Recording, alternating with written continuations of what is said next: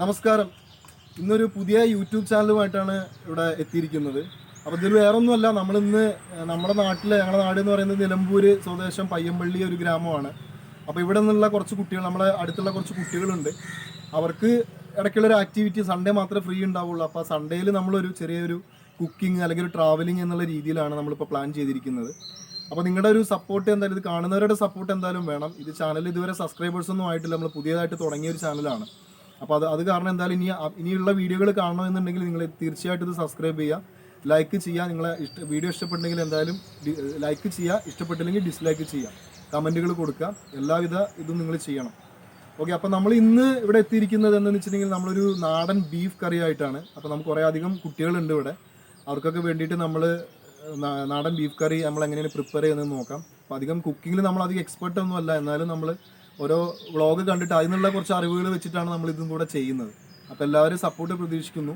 അതുപോലെ തന്നെ ഈ ചാനൽ സബ്സ്ക്രൈബ് ചെയ്യാത്തവർ എന്തായാലും സബ്സ്ക്രൈബ് ചെയ്യുക, കൂട്ടത്തിൽ തൊട്ടടുത്തുള്ള ബെല്ലൈക്കൺ കൂടി ക്ലിക്ക് ചെയ്യുക.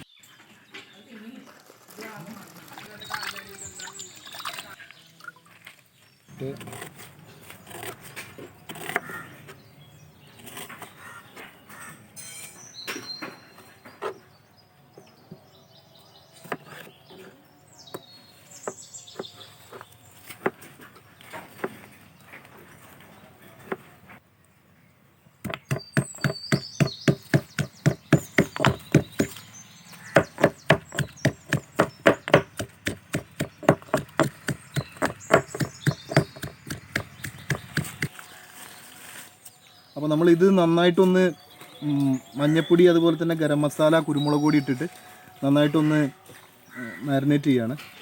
ഇതൊരു അരമണിക്കൂറൊക്കെ വെക്കാൻ പറ്റുകയാണെങ്കിൽ ഏറ്റവും നല്ലതാണ്. കാരണം ഉപ്പ് നമ്മൾ ഇതിലിടണം. ഉപ്പ് ഇതിന് ബീഫിലേക്ക് പിടിക്കാനുള്ളൊരു ഉപ്പാണ് നമ്മൾ ഇട്ട് കൊടുക്കേണ്ടത്. അപ്പോൾ അത് കഴിഞ്ഞാൽ നമുക്കെൻ്റെ ആവശ്യാനുസരണം നമുക്ക് വേണമെങ്കിൽ മസാലയിൽ നമുക്ക് ശ്രദ്ധിച്ചാൽ മതി. അപ്പോൾ ഇത് നന്നായിട്ട് നമ്മൾ ഒന്ന് മാരിനേറ്റ് ചെയ്യുക. അതിനുശേഷം നമുക്ക് ബീഫ് നന്നായിട്ടൊന്ന് വേവിക്കണം. ഒരു മണിക്കൂറോളം മിക്കവാറും നമുക്ക് വേവിക്കേണ്ടി വരും. അപ്പോൾ നമ്മളിതിൽ കുറച്ച് നാരങ്ങ നീരും കൂടെ ചേർത്ത് കൊടുക്കുകയാണ്. നാരങ്ങ നീര് ചേർക്കുമ്പോൾ ഒരു പ്രത്യേകത എന്ന് പറഞ്ഞാൽ ചെറിയൊരു പുളി നമുക്കതിൽ കിട്ടും. പുളി നമ്മൾ തക്കാളി ചേർക്കുന്നുണ്ട്, എന്നാലും കൂടെ തന്നെ നമുക്കതിൻ്റെ ഒരു ടേസ്റ്റ് നമുക്ക് ഉണ്ടാവില്ല.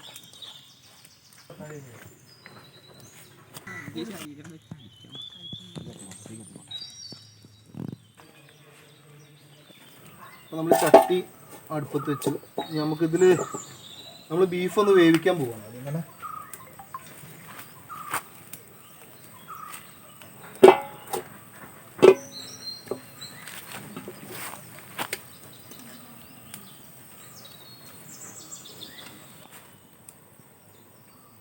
അപ്പോൾ നമുക്കിതൊന്ന് അടച്ച് വെച്ചിട്ട്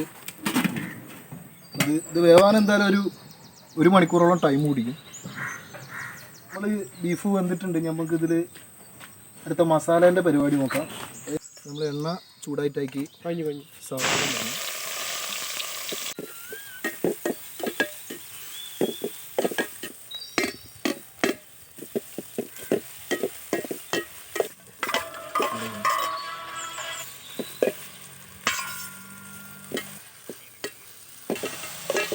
നമ്മൾ അരച്ച് പേസ്റ്റുകൾ, ഗാർലിക് പേസ്റ്റ്, ജീർ പേസ്റ്റെല്ലാം നന്നായിട്ട് ആഡ് ആയിട്ടുണ്ട്.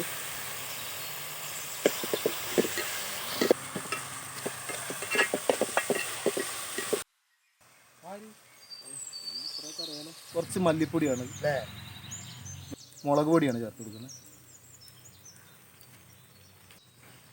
ഇത് കുരുമുളക് പൊടി, ഗരം മസാല,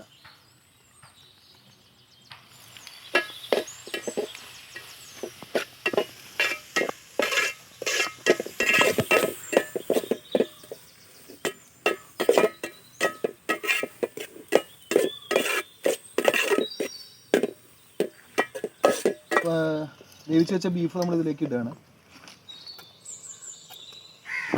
കുറച്ച് മതി.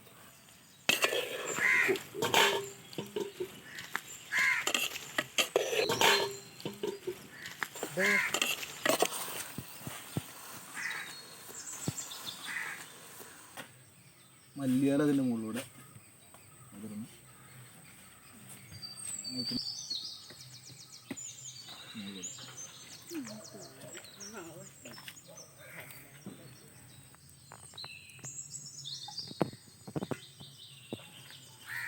പ്ലേറ്റ് അടച്ചു വെക്കുകയാണ്. തീ അധികം വേണ്ട, കനലിൽ അടച്ചു വെക്കുന്നു.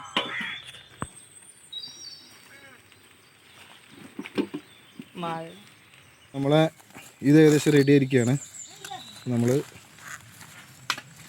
ഇതൊന്ന് ടേസ്റ്റ് ചെയ്ത് നോക്കാൻ പോവാണ്. ഇവിടെ കുറേ ആൾക്കാർ എത്തിയിട്ടുണ്ട് കഴിക്കാൻ വേണ്ടിയിട്ട്. മൊത്തം നമ്മളത് ടേസ്റ്റ് ചെയ്ത് നോക്കാനുള്ള പരിപാടിയാണ്. ഇതെടുത്തോ, കുഴപ്പമില്ല. ആദ്യ ഇവിടെ ഇരുന്നു. പേപ്പറൊക്കെ അവിടെ വെച്ചു. എന്നാ കഴിച്ചോ. എന്നാ കുഞ്ഞു എല്ലാവരും കഴിച്ചിട്ട് അഭിപ്രായം പറയും. എങ്ങനെയുണ്ട്? സൂപ്പർ സൂപ്പർ സാധനം പൊളി പൊളി സാധനം അടിപൊളി. ഇത് നമ്മൾ ആദ്യമായിട്ട് തുടങ്ങിയൊരു സംഭവമാണ്. അപ്പോൾ നിങ്ങൾക്ക് ഇത് ഇഷ്ടപ്പെട്ട് കഴിഞ്ഞാൽ എന്തായാലും ഇത് ചാനൽ സബ്സ്ക്രൈബ് ചെയ്യുക. സബ്സ്ക്രൈബ് ചെയ്തിട്ട് നിങ്ങൾ വീഡിയോ ലൈക്ക് ചെയ്യുക, ഷെയർ ചെയ്യുക.